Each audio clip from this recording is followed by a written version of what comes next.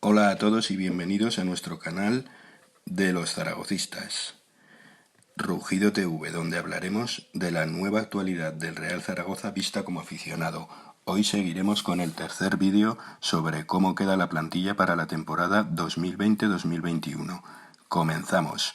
Empezamos por el entrenador Rubén Baraja, que esperemos que le vaya muy bien porque su suerte será la suerte del Real Zaragoza.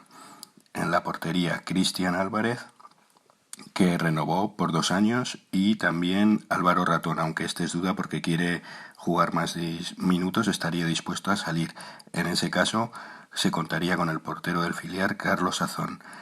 En defensa, el lateral derecho Vigaray y Del Mas siguen un año más, lateral izquierdo Chavarría, uno de los nuevos fichajes, y Lasure, que vuelve de su cesión del Tenerife y a quien ya conoce Rubén Baraja.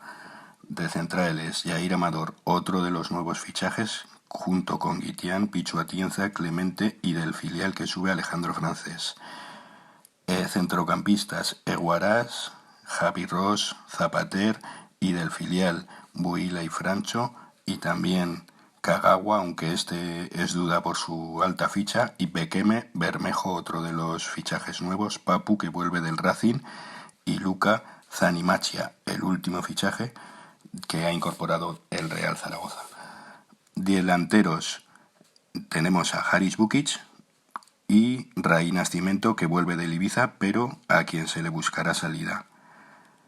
Y así quedaría la plantilla a falta de 3 o 4 fichajes más, y se rumorea que puede ser Borja Bastón o Rubén Castro.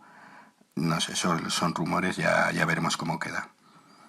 Si te ha gustado el vídeo, dale like, compártelo, deja tus comentarios que me sirven para hacer otros vídeos. También nos puedes seguir en Facebook, en Twitter, en Instagram como PZ Rugido Zaragocista, y también tenemos el buzón del aficionado, que es pzrugidozaragocista@gmail.com.